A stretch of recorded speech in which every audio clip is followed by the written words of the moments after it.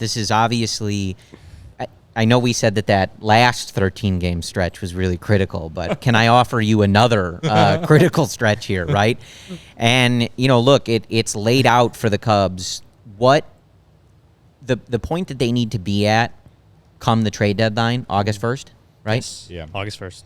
Where they need to be at is not something that we can answer. That's something that Jed knows or has a feel of, and if he's getting the right offers on certain guys or otherwise, or if you're talking soft buying, if those players are available for a price he's comfortable with, I can't answer that for you. But what I can tell you is that coming out of this All-Star break, it is laid out almost as well as you could ask for if you need to go on a run, right? The Cubs play one team that has a record that is above 500. That's the Boston Red Sox, right? Otherwise, you have the Nationals, who are 18 games under. You have the Cardinals, who are 14 games under. Again, that's the St. Louis Cardinals, who are in last place in the NL Central, 14 games under 500, 11 and a half games back. Just clarifying. Any people might not know who I was talking about. They also traded Randy Arozarena, Adolis Garcia, Zach Gallen, and Sandy Alcantara. You get the White Sox, who are 16 games under 500, then the Cardinals again, right? So it's there for you. On August 1st, I think you start a series with the Reds. So obviously if you're in that mix, that's going to be a critical series. But coming out of the All-Star break in the position that you're in, but Boston's a handful over. That's going to be a tough team, even though I believe they're in last place in the AL East. They're still 5 games over 500. Solid enough team.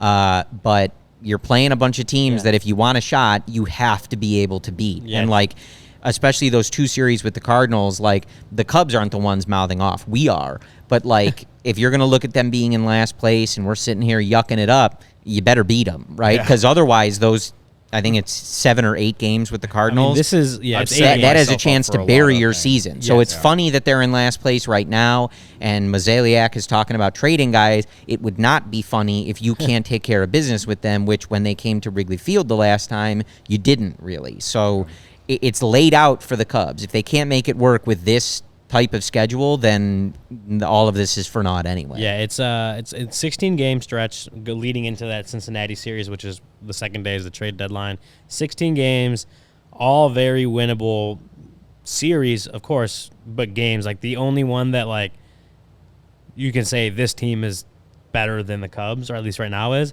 Boston to start off the All-Star break. To their credit, they're 5 games over 500. Although they are in last place in the AL East. But that's the scariest team in this next stretch for the Cubs. So I'm totally with you. They can take control of their own destiny. They might not be able to make up ground, so to speak, but they can win a lot of ball games coming up in this next 16 games and hope that the Brewers or the Reds start to scuffle a little bit coming out of the break because they have a very winnable schedule. Well, and I very much agree with you. And by contrast, I'll get the Brewers in a second, but the Reds have a very tough schedule coming out of the break. They play the Brewers, the Giants, the D-backs, the Brewers, and then the Dodgers, right? A lot of that is at home, which is nice for them, but those are all teams that are winning games right now. I believe all of those teams are above 500. Yeah. So compared that to the Cubs, you've got 6 games where the Brewers and Reds are going to be playing each other while you're playing not great competition. So someone's losing games. You ought to be making up ground on somebody. So you got to take care of business. Again, the Cubs have a much easier second half schedule than both Milwaukee and the Reds. And so just in this couple week period, this is where it's going to count. This is where you're making decisions. Brewers have Reds, Phillies, Braves, Reds. Not Phillies. Well, yeah. Reds, Phillies, Braves, Reds, Braves. Yeah. That's tough. Both of those are tough schedules. Yeah. So Milwaukee and Reds are going to the Reds are going to duke it out.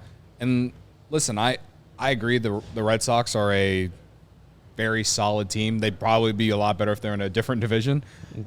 However, the Cubs have played well against the AL East, so I'm actually feeling optimistic going into tomorrow. They're coming off a great game, winning a series against the Yankees. They won the series against the Orioles. They won the series against the Rays. They won the series against the Yankees. All right, so listen, I know none of that means anything going into the series, but they have played well against that division. And the Red Sox, their pitching is, I think that the Cubs offense can get going this weekend, and hopefully it does. When I think it's a fair, it's again how you feel about what they should do or what they, I don't know, but I do think this is one of those stretches where you look at the Reds schedule, you look at the Brewers schedule, and you look at the Cubs schedule, and it is a place where if this team cannot play well enough to convince Jed not to either soft buy or just not to like blow stuff up, they won't deserve it. Yeah. They're going to be playing teams that they have to be beating if they want to get back in a race, even in a bad division. If they can't do it, then they won't deserve the help. Yeah. It'll make the decision even easier for Jed if he's on the fence. I would still. say that they have to be over 500 by August 1st for them to even soft buy, in my opinion. Potential. That's where I think that if they're 500 right now, and we just talked about how favorable the schedule is. If they're not at least at 500 by then, I think that they're not. I don't think they'll even soft buy. Maybe soft sell. I don't think they full on sell. I'm going to disagree. I think maybe just where they are standing wise matters a little more. If they're like 2 games under 500, but they're within like 3 or they're within striking distance of first place, I think maybe they go and soft buy. Yeah, it could be. I think just where they are in the division really does factor in. If they can't make up any ground on these guys, then it's a different story. Yeah, I mean, obviously they're going to do that, but thankfully the Brewers and the Reds are going to play each other a couple times here. Hopefully the Cubs, take advantage of the schedule. And let's be real, they haven't fully done that when they absolutely needed to, outside of that 11 to 13 stretch. But